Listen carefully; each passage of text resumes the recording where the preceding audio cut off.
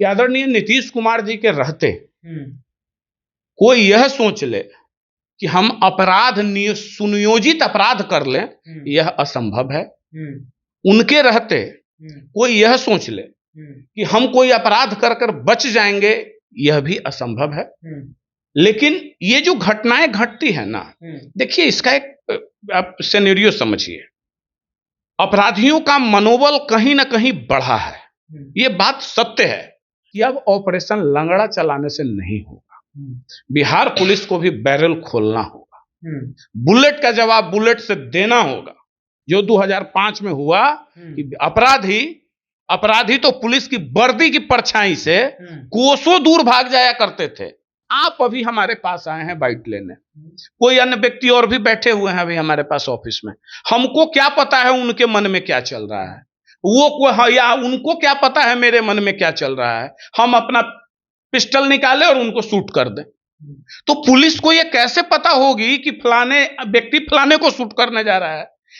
Organise crime संगठित अपराध जो होता है वो एक है, जो आतंकवादी घटना है, उग्रवादियों का घटना है या अन्य घटना। लेकिन इस तरह की घटनाओं में पुलिस इतनी ही मात्र कर सकती है कि घटना हो जाने के बाद 24, 48, 72 घंटे में उसका पर्दाफाश कर देगी और जितने लोग शामिल हैं उनको कड़ी से कड़ी सजा दिलवाए। कहना आर एस भट्टी साहब की ये बात सुने थे, अच्छा लगा था कि अपराधी को जब तक दौड़ाओगे नहीं तब तक वो पुलिस को दौड़ाते रहेगी, इसलिए जितना हो सके उसको दौड़ाओ। बीती रात पटना में एक उद्योगपति की गोली मारकर हत्या कर दी जाती है। नाम है गोपाल खेमका। देखिए, इनसे पहले इनके 6 वर्ष पहले इनके बेटे की हत्या कर दी जाती है। कई राजनीतिक साजिशें बताई जा रही है। देखिए, जमीन से जुड़ा हुआ मामला है, अभी तक किसी प्रकार की कोई क्लियर नहीं हुई थी। जब इनके बेटे की हत्या हुई थी तो उस समय बताया जाता था कि जमीन का मामला है। लेकिन आपको बता दें कि जो सरकार सुशासन की बात करती हो, लॉ एंड ऑर्डर की बात करती हो कि बिहार की लॉ एंड ऑर्डर सही है। अगर बात कर लीजिए, सम्राट चौधरी एक समय बोला करते थे, जब विपक्ष में थे तो लॉ एंड ऑर्डर पर खूब बोला करते थे, लेकिन अभी वो सराहना करते हैं कि बिहार का लॉ एंड ऑर्डर सही है। इससे पहले सिवान का मामला आप जान लीजिए, कई जगहों पे इस तरह से मामले जो है मर्डर के आ रहे हैं, आपराधिक घटनाओं के आ रहे हैं। अब लॉ एंड ऑर्डर पे सवाल उठने लगा, क्योंकि पटना में जिस तरह से हत्याएं हुए, सीएम हाउस महज कुछ ही किलोमीटर दूरी पे है। कई तरह की तस्वीरें सामने आई है। बातचीत करने के लिए युवा समर्थन दल के राष्ट्रीय अध्यक्ष अमित जी हैं। अमित जी, अब तो सवाल सभी लोग खड़े कर रहे हैं लॉ एंड ऑर्डर को लेकर के, जिस तरह से हत्याएं हुई बीती रात। देखिए, कल रात जो घटना घटी है, कल रात में ही इसकी जानकारी मिली सोशल मीडिया के माध्यम से। यह काफी निंदनीय, काफी दुखदायी घटना है, हृदय विदारक घटना है। इसकी जितनी निंदा की जाए वो कम है। अब बात आती है कि लॉ एंड ऑर्डर पे। देखिए, कुछ पहलू को समझना पड़ेगा। एक क्वेश्चन तो वहां पुलिस पे है कि मर्डर के घंटे 1.5 घंटे बाद तक भी पुलिस नहीं पहुंच सकी, जैसा उनके परिवारजनों का आरोप है। तो यह जांच का विषय है, यह जांच का विषय है। बड़े पदाधिकारी हैं, वो जांच कर रहे हैं। माननीय मुख्यमंत्री जी ने भी इस पर संज्ञान लिया है। एक बात आपको मानना होगा कि आदरणीय नीतीश कुमार जी के रहते कोई यह सोच ले कि हम सुनियोजित अपराध कर लें, यह असंभव है। उनके रहते कोई यह सोच ले कि हम कोई अपराध कर कर बच जाएंगे, यह भी असंभव है। लेकिन ये जो घटनाएं घटती है ना, देखिए इसका एक आप सिनेरियो समझिए। अपराधियों का मनोबल कहीं ना कहीं बढ़ा है, ये बात सत्य है। कहीं ना कहीं बढ़ा है, कम बढ़े ज्यादा बढ़े, ठीक है। पुलिस त्वरित कार्रवाई कर रही है, 24 घंटे, 48 घंटे, 72 घंटे में ऑपरेशन लंगड़ा भी चला रही है। लेकिन हमारा कहना है कि अब ऑपरेशन लंगड़ा चलाने से नहीं होगा। बिहार पुलिस को भी बैरल खोलना होगा, बुलेट का जवाब बुलेट से देना होगा, एक के बदले 21 का सर लेना होगा, तभी सुधरेगा। जो 2005 में हुआ कि अपराधी तो पुलिस की वर्दी की परछाई से कोसों दूर भाग जाया करते थे। हमारे सारे पदाधिकारी आज मौजूद हैं, लेकिन वो सुनियोजित अपराध नहीं होता है आज। अब आज होता क्या है, हमारी आपकी, जैसे खेमका जी की ही बात करें। देखिए, अब दिवंगत हो गए बेचारे, उनके पुत्र की भी हत्या हुई थी। तो पुत्र वाले में जमीन का मामला आया, लेन देन, पैसे का लेन देन का मामला आया। तो आप क्या कर रहे हैं, हम कौन सा धंधा कर रहे हैं, कौन सा काम कर रहे हैं, उसमें हम उस धंधे के एथिक्स को अपना रहे हैं कि नहीं अपना रहे हैं, और उसके रिप्लिकेशन में जो ये आता है ना, मतलब उसको क्या कहते हैं, जो विरोध स्वरूप या प्रतिद्वंद स्वरूप जो कार्रवाई कर देती है या जो घटना घट जाती है, तो वो पुलिस कैसे जानेगी।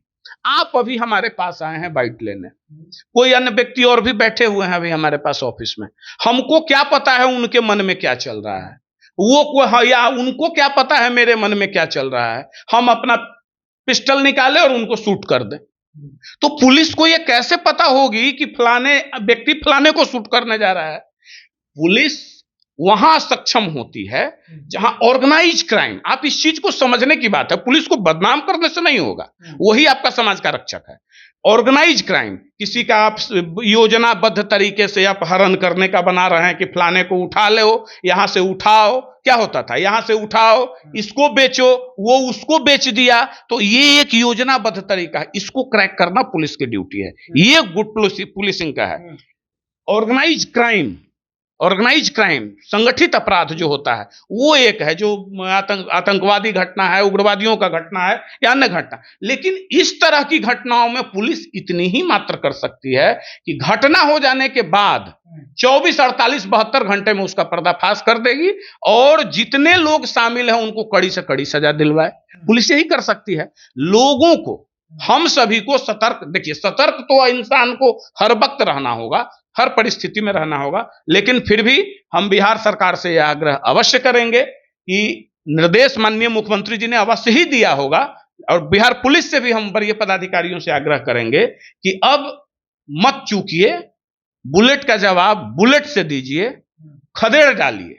जैसे जितना आप पुलिस के ही वरीय पदाधिकारी का कहना है, RS भट्टी साहब की ये बात सुने थे, अच्छा लगा था कि अपराधी को जब तक दौड़ाओगे नहीं तब तक वो पुलिस को दौड़ाते रहेगी, इसलिए जितना हो सके उसको दौड़ाओ, खुद ब खुद भागेगा। तो अब दौड़ाने की जरूरत आन पड़ी। प्रशांत किशोर लगातार जिस तरह से आपराधिक घटनाएं हैं उस पर बोलते हैं, कई विपक्ष के नेता है जो बोलने का काम करते हैं, आप कहते हैं कि प्रशांत किशोर करते नहीं, लेकिन प्रशांत किशोर तो बात करते हैं ना क्राइम को लेकर। देखिए ऐसी बात है कि अभी प्रशांत किशोर जी या कोई लोग, जो घटना घटेगा, जो पक्ष में है वो पक्ष में बोलेगा, जो विपक्ष में है वो विपक्ष में बोलेगा, तो वो भी वही करते हैं। लेकिन अभी प्रशांत किशोर जी को डाइवर्ट मत कीजिए। अगर सही मायने में, आपकी भी टीम रहती है, उनके साथ सैकड़ों टीम रहती है मीडिया की, अगर सही मायने में जनता का समर्थन उनको मिल रहा है तो यह स्वागत योग्य कदम है। अगर सही मायने में जनता बदलाव चाह रही है तो यह भी स्वागत योग्य कदम है। लेकिन प्रशांत किशोर जी को एक राय अवश्य दीजिए कि वादा सिर्फ औरों में और आप में चूक जाइएगा, सब वहां यह समझाने में सक्षम होगा कि भाई वो भी वादा किए, आप भी वादा किए, आप उस वादे का पूरा ब्लूप्रिंट बता दीजिए कि हम इसको कैसे करेंगे, शायद जनता आपको हाथों हाथ ले ले। चलिए, तो शायद जनता जो है आपको हाथों हाथ ले ले। देखिए, जिस तरह से बिहार में आपराधिक घटनाएं जो है वो बढ़ती हुई नजर आ रही है। गोपाल खेमके की बात कर ली जाए, जिस तरह से उनकी हत्या कर दी गई, बिहार में लगातार अपराध की ग्राफ की अगर बात की जाए तो वो लोग कह रहे हैं कि बढ़ते हुए दिख रहा है। फिलहाल इस पे आपकी क्या राय है, अपनी राय नीचे कमेंट बॉक्स में रखिएगा। आप देख रहे थे जनता जंक्शन, बहुत बहुत धन्यवाद।